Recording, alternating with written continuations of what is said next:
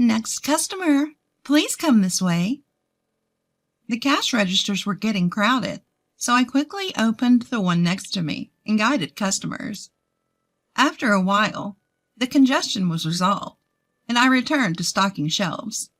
Mary, you're amazing for being able to ring up customers so quickly. The person who spoke to me was another part-time employee. In this supermarket, there are high school students and many people of the same age group as me, so I enjoy working here. My name is Mary. I'm a 45-year-old part-time housewife. I've been working at this part-time supermarket for about 10 years.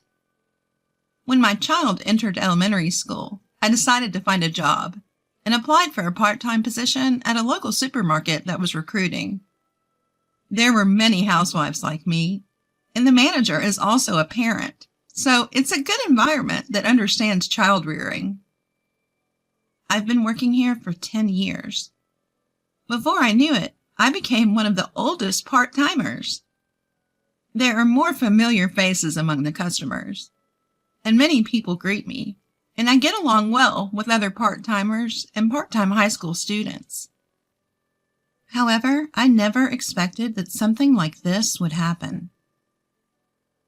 One day, we were told that our manager, who we all appreciated, was being transferred, and we were all disappointed. But the manager was transferred to the headquarters, which seemed like a promotion route. He was competent, so it was inevitable. Although it was a shame, we all congratulated him on his promotion and sent him off. The next manager was from the headquarters and did not know much about the field. No one mentioned it, but being a manager from the headquarters seemed like a demotion. He was nagging and incompetent, and the atmosphere in the store deteriorated. According to other part-timers, the president's wife seems to favor young, handsome managers. The manager probably thought that he could benefit from being liked by the president's wife. I often saw him talking to her. The new manager's reputation was bad, but the president's wife was the worst. She complained about every part-timer. However, she talked to male employees and high school boys working part-time with a sweet voice. Although we part-timers were dissatisfied, no one dared to complain to the president's wife. Eventually, some part-time housewives and student part-timers started quitting. Just as I started considering looking for another part-time job, I became the target of the president's wife. You've been working at the store for a long time, right? How about your child? Already a college student? Which college? I was surprised to be asked such a question suddenly. Yes, I've been working here since the previous manager. I didn't want to talk about my child, so I tried to dodge the question. Then the president's wife said this. You look incompetent. You probably didn't even go to a decent college, did you? That remark hit me in the heart. But just then, the register area got crowded, so I nodded to the president's wife and quickly got in line. Actually, I only graduated from middle school. I was bullied in high school. Tried my best to hang in there, but eventually couldn't go anymore and quit during the summer of my 3rd year. Since then, I'd been living as a part-timer, met my husband at a part-time job, got married, and lived in a world completely unrelated to educational background. But the president's wife seems to be the complete opposite of me. She brags about being a graduate of a prestigious university, even when nobody is listening. But for some reason, she stubbornly refuses to mention the name of the university. I thought it was strange, but since I wasn't particularly interested, I always let it slide. The president's wife probably had a preconception that housewives working part-time at a supermarket don't have high educational backgrounds. In fact, I once heard her talking about it with the store manager. Does she want to look down on us? Other part-timers also said they were asked about their education by the president's wife. The next day, as I was working, as usual, the president's wife came to the store again for some reason. "Excuse me." I looked up when the president's wife addressed me. She looked down on me and laughed, as if something was funny. Somehow, controlling my irritated emotions, the president's wife opened her mouth. "You're a middle school graduate, aren't you? I didn't think you went to college, but I never thought you were just a middle school graduate. It's amazing that you can work with that kind of educational background." I wondered where she heard that from, and remembered that yesterday the store manager was checking part-timers' resumes in the office.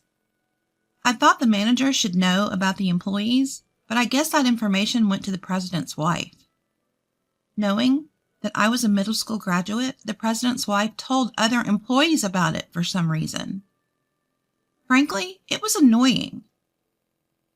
I had no intention of faking my education, but I couldn't understand the nerve of someone who would go around saying that I was a middle school graduate. My part-time colleagues didn't seem to care and acted as usual, but since then, the president's wife would always bring up that I was a middle school graduate.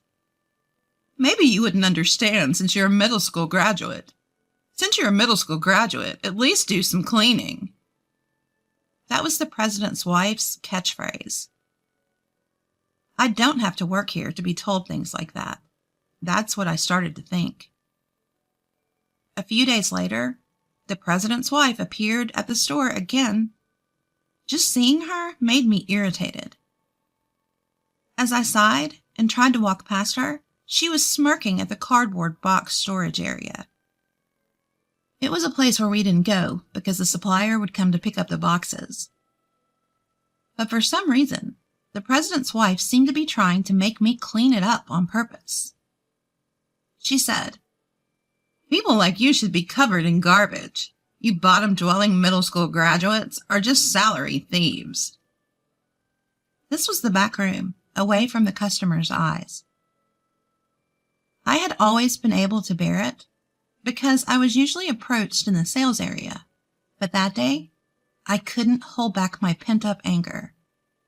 "Excuse me, but I think I'm working for the salary I'm getting. I'm working properly, and education doesn't matter, right?" The president's wife looked a little surprised, perhaps not expecting to be talked back to. "Why don't you be a little helpful to the store if you're here? We never know what you're doing here. Are you just here to look down on us? You must have a lot of free time." I continued without caring about the other employees passing by and entering my field of vision. The president's wife glared at me. "Huh, I'm like a lowlife like you. I'm busy. I'm taking time out of my busy schedule to come to this store." "Is that so? Then what are you doing at the store? You're just chatting with the manager, flirting with the male employees and male high school part-timers, and looking down on us, aren't you?" As I calmly stated this, the president's wife's face turned bright red with anger. "Just by being here, I make the store more lively, don't I? You should be more grateful." I couldn't help but laugh at her words. Do you really think that? None of us employees or customers think that way. It's interesting how there are people who have educational backgrounds but are useless in the field. I vented all the resentment I had been harboring from being looked down on. The president's wife must not have expected to be told such things. She could only come up with cliched retorts.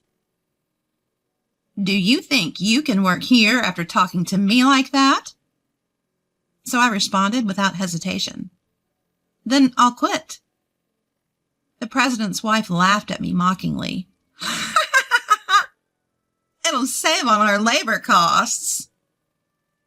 I returned the smile. "Yes, that's right. Good for you." I then headed to the locker room. When I entered the locker room, the part-timer who had passed by the scene earlier was there, and I told her everything that had happened. "Mary, are you quitting?" She was sad because we had been working part-time together for years. Ever since the manager changed, it hasn't been fun, and it's like we're only working out of obligation, right? Many people have quit, but they don't hire more staff because it's a waste of labor costs. So our workload keeps increasing. I can't do it anymore. I guess that's true. I left the locker room and went to where the manager and president's wife were talking. Then, that's a quick story. Seeing me, the president's wife laughed. "I heard that the junior high school graduate is quitting here. I wonder if there's a place for a junior high school graduate to work." The manager also laughed, so I told them off. "Even if I have nowhere else to work, I won't come back here. I'll return the uniform next week. Thank you for everything." I felt strangely refreshed as I left the supermarket. The following week, when I went to return my uniform, the store was noisy. The manager seemed to be getting scolded by several customers. There seemed to be a commotion near the cash register. Maybe there was a mistake in the transaction. The customer's anger seemed extraordinary. However, there was nothing I could do since I had already quit. So I went to the office to leave my uniform. As I approached the office, I heard the president's wife's voice. Reluctantly, I opened the door and saw the former manager there as well. "Manager!" Even though he was now working at the headquarters and not as the manager, I accidentally called him that out of habit. The former manager seemed to have been talking to the president's wife, but she quickly left the office. "What happened at the register? There seemed to be some trouble." The former store manager tells me that there have been a series of complaints at the store lately. It seems that after I quit, other part-timers and part-time students all decided to quit at once.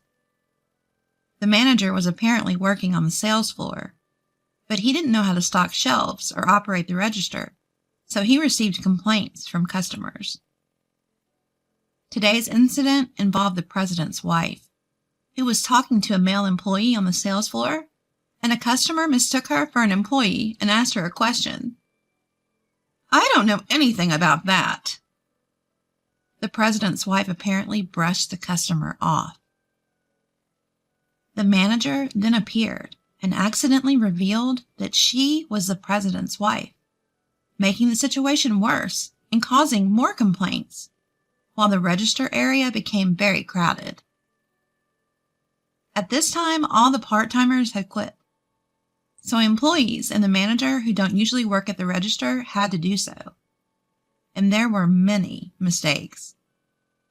The register was so slow that customers started getting irritated, and it seemed the manager was being scolded. The former store manager asked me why I quit, so I answered honestly. He then told me that he heard that the president's wife did not graduate from college. He didn't know the details, but had heard she was a high school graduate. So what was that educational condescension about? Could it be that the president's wife is looking down on people with the delusion that she is highly educated? That made her seem even more dangerous. 2 weeks later, the supermarket where I used to work was deserted. It was unusual for so few customers to be there at this time. Well, it's not surprising after all those complaints, as I was thinking that, I was approached from behind. It was the former store manager. After exchanging greetings, he told me about a new store opening 1 station away. "Mary, would you like to work there?" It seemed an employee the former manager had trained was being promoted to the new store manager. I could trust that person. I nodded and contacted my former part-time friends. When my part-time job at the new store was confirmed, Some of my former part-time friends were there too, which made me feel relieved. The manager was understanding, and I felt like I could get along well with the other employees and new part-timers. The new store tried something different, handling local side dishes and bread, which was well received by customers. I began to see familiar faces from the previous store, and the new store had a successful start. According to the employees, the old store was very quiet, and the manager was scolded quite a bit at the head office meetings. Many people quit soon after being hired as part-timers, and there was always a shortage of staff. I found a new part-time job quickly, and since I was able to work happily like before, I thought everything was settled. However, about a month after starting work at the new store, the president's wife appeared before me. Well, she's the president's wife, so it wouldn't be strange for her to be at any store. But she seemed to have come specifically to see me. I heard a junior high school dropout is working at our store again, so I came to check. I could only sigh. What's wrong? I'm not doing anything bad. Do you realize that because of you, the other store is in big trouble now? Why is it my fault? I didn't do anything wrong. Rather, isn't the president's wife the one committing power harassment? You made all the other employees quit, didn't you? The president's wife suddenly got angry. It's completely unreasonable. The part-timer and the manager who used to work at the previous store noticed me and tried to help.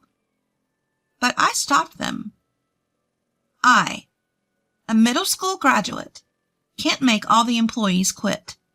Why not ask them why they quit? Well, you can figure it out without asking.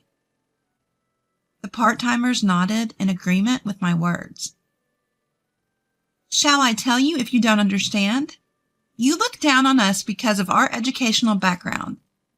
And the manager doesn't understand anything, only talks. No one wants to work part-time while experiencing power harassment. When I said that, the president's wife raised her voice again. Power harassment? Are you trying to frame me without any evidence? The moment the president's wife tried to grab me, the manager intervened. Can you please stop doing that to our part-timers? The manager's position would be compromised by saying such a thing to the president's wife. I was about to say I'm fine, but the manager said firmly, I am the manager of this store, and it's my job to protect the employees. I'll fulfill my role, whether you're the president's wife or not. Then applause came from the other part-timers. The president's wife finally lowered her hand that was trying to grab me. I took a deep breath, took out my smartphone, and said, I have evidence of power harassment. The president's wife glared at me. I played a video. It showed the president's wife yelling at another part-timer at the previous store for no reason. And it wasn't just one or two instances. The president's wife's face changed color. Then, the other part-timers came forward. Among them was a video of me being insulted for being a middle school graduate. At that time, we had conspired to collect evidence if anyone was experiencing power harassment from the president's wife. We didn't go so far as to file a lawsuit, but the videos were shared among part-time friends. So we had several at hand. Manager, we're going to sue her. When I said that, the other part-timers and the manager nodded. Naturally, the president's wife was furious with the manager. What's wrong with you? Do you think it's okay to say that to me? You're fired. Fired. Hearing that, I looked at the president's wife and laughed. Oh, I recorded that too, so we'll protect the manager who protected us. Hearing this, the president's wife changed her expression again and turned on her heels. It seemed she intended to escape. I called out to her back. There are more important things than education, right? Sometimes your humanity is more important when you enter society. Are you focusing on someone's education because you have a complex about it? The president's wife turned around and said, How did you know that? It seemed she had inadvertently admitted it. I laughed. The other employees laughed, and the president's wife, realizing her self-destruction, left at a speed I'd never seen before. After that, we decided to really sue the president's wife. We had videos taken by the part-timers, and the manager, who had been favored by the president's wife, admitted that he had been covering up her power harassment for his own safety, so we had solid evidence. The president's wife couldn't escape, and we were able to receive compensation. Then word spread to other stores, and many similar complaints were raised.